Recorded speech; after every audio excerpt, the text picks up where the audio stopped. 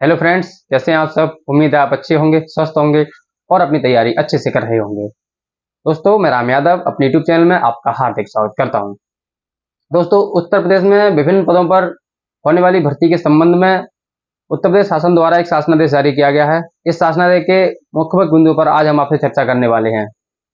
शासनादेश में जो बताया गया है उनके मुख्य मुख्य चर्चाओं पर आपसे बात करते हैं। चलिए मैं लेके चलता हूं आपको उस शासनादेश पर।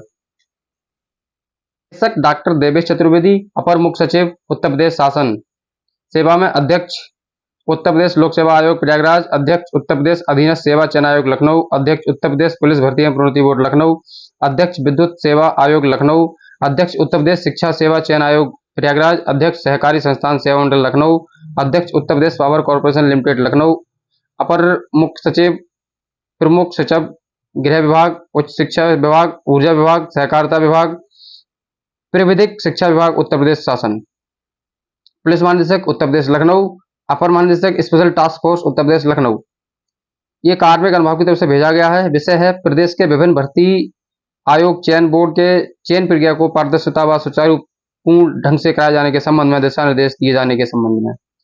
महोदय, प्रदेश के विभिन्न आयोग चयन भर्ती की चयन प्रक्रिया को तुरंत एवं पारदर्शी तरीके से कराने के समयशील बनाए जाने एवं सूचिपूर्ण चयन कराने के लिए परीक्षा केंद्रों पर निर्धारित आदि के संबंध में शासनादेश संख्या 15/24/2008 का 4/2008 दिनांक 21/11/18 के द्वारा विस्तृत नीति निर्धारित की गई है।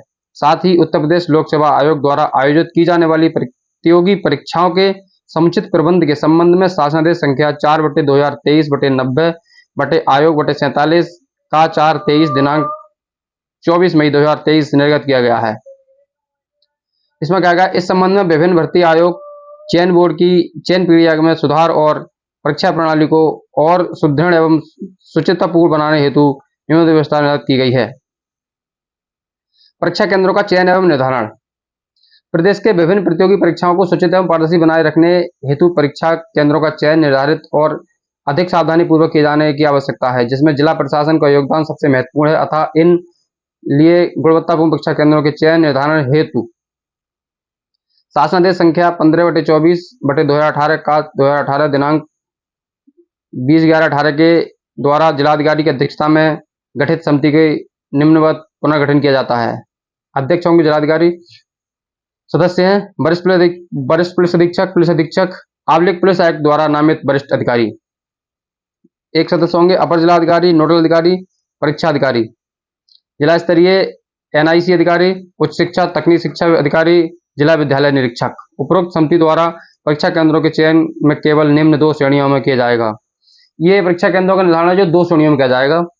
पहली श्रेणी, इस श्रेणी में समुचित आवश्यक सुविधाएं वाले राजकीय महाविद्यालय, राजकीय माध्यमिक विद्यालय, राजकीय श्रेणी कॉलेज, राज्य केंद्र के विश्वविद्यालय, पॉलिटेक्निक, राजकीय इंजीनियरिंग कॉलेज, राजकीय मेडिकल कॉलेज भी सम्मिलित होंगे। श्रेणी बी, इस श्रेणी में ऐसे ख्याति प्राप्त तथा सुविधा संपन्न वित्त पोषित शैक्षणिक संस्थान ही सम्मिलित होंगे जो पूर्व में संदिग्ध व विवादित या काली सूची में ना रही हों। काली सूची का मतलब ब्लैकलिस्टेड ना रहे हों। इसमें वैसे तो बहुत सारे बिंदु दिए गए हैं, लेकिन मैं मेन बिंदु पर आपसे बात करना चाहूंगा। इसमें बिंदु 5 पर किया गया है, परीक्षा केंद्र के चयन हेतु निम्नलिखित बिंदुओं का ध्यान रखा जाए। परीक्षा केंद्र का चयन यथासंभव नगरीय क्षेत्र में ही हो। आवश्यकता पड़ने पर परीक्षा केंद्र का चयन नगरीय क्षेत्र के 10 किलोमीटर व्यास में मुख्य मार्ग पर स्थित संस्थाओं में से हो। मुख्य बिंदु 6 पर दिया गया है, परीक्षा प्रणाली के लिए एकीकृत एजेंसियों के साथ पृथक पृथक एजेंसियों का चयन व कार्य। इसमें एजेंसी जो 4 एजेंसी बनेंगी। तो पहली एजेंसी होगी, इसका काम है एजेंसी ए, प्रश्न पत्र तैयार करना, छपवाना तथा उन समस्त जनपदों का कोषागार तक पहुंचाना। एजेंसी बी का कार्य होगा परीक्षा को संपन्न कराना, जिसमें प्रश्न पत्रों का कोषागार से परीक्षा केंद्र तक पहुंचाना, परीक्षा केंद्र की समस्त व्यवस्था एवं परीक्षा के उपरांत ओएमआर सीट को आबलिक बोर्ड तक पहुंचाना। एजेंसी बी का कार्य होगा परीक्षा केंद्र पर सुरक्षा व्यवस्था, जिसमें security, frisking, biometric capture, CCTV control room की व्यवस्था इत्यादि शामिल है। एजेंसी डी का जो काम होगा वो ओएमआर सीट को स्कैनिंग आयोग बोर्ड में ही कराकर परीक्षा का स्कोर चयन संस्था या बोर्ड को उपलब्ध कराना। उपरोक्त एजेंसियों का चयन करने में अतिरिक्त गोपनीय सतर्कता हेतु संपन्न उचित उपाय किए जाएंगे। प्रश्न पत्रों की तैयारी के संबंध में कहा गया है, प्रश्न पत्रों बनाने में ध्यान रखा जाए कि परीक्षा के समय कुल पालियों के सापेक्ष हर पाली के लिए कम से कम 2 या 2 से अधिक प्रश्न पत्रों का सेट उपलब्ध रहे, ताकि आवश्यकता पड़ने पर उसका उपयोग किया जा सके।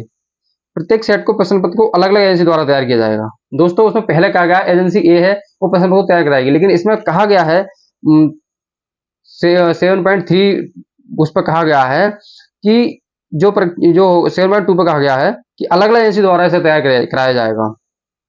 7.3 पर कहा गया है कौन सा प्रश्न पत्र उपयोग में आयोग परीक्षा के दिन परीक्षा आरंभ होने से अधिकतम 5 घंटे पूर्व ही तय किया जाएगा। ये आप 5 घंटे पहले ही तय किया जाएगा कि कौन सा प्रश्न पत्र उपयोग में लाया जाएगा। दोस्तों, अगले मुख्य बिंदु पर हम पहुंचते हैं। तो 7.8 बिंदु में एक बहुत बड़ी बात की गई है, ये हमारे लिए नोट करने वाली बात है, बहुत इंपॉर्टेंट बात है। इसमें कहा गया है कि 4 लाख से ऊपर अभ्यर्थियों हेतु टीयर 2 यानी 2 स्तरीय परीक्षा अनिवार्य की जाए।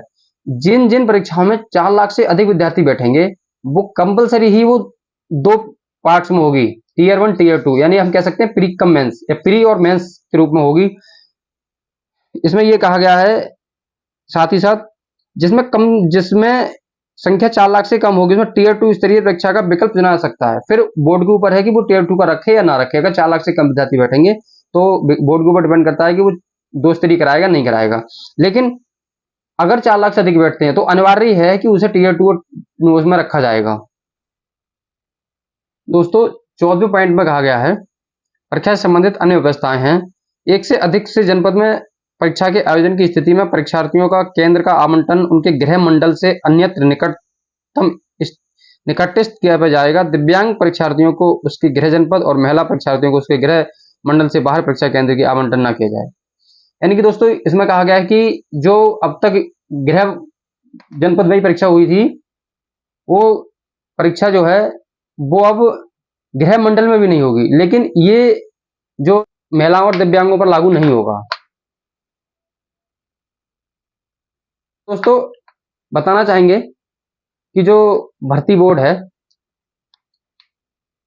अब उसके लिए 4 लाख से अधिक विद्यार्थी होने पर कम से कम 2 पाली रखनी जरूरी 2 स्तरीय परीक्षा रखनी जरूरी होगी। लेकिन मैं कहना चाहूंगा उत्तर प्रदेश पुलिस भर्ती के संबंध में बोर्ड पर डिपेंड करता है, क्योंकि ये शासनादेश अभी जारी हुआ है 21 जून के लिए, लेकिन ये हमारी भर्ती पुरानी है तो इस पर बोर्ड डिपेंड करता है कि वो कहीं ना कहीं चेंज करे या ना करे। लेकिन आगामी यूपीएससी परीक्षा या फिर और बाकी जितनी परीक्षा होंगी उनमें सब में प्री और मेंस ही होगा। तो दोस्तों, आज की वीडियो में सिर्फ इतना ही। वीडियो अच्छी लगी हो तो वीडियो को लाइक कर देना, चैनल को सब्सक्राइब कर देना।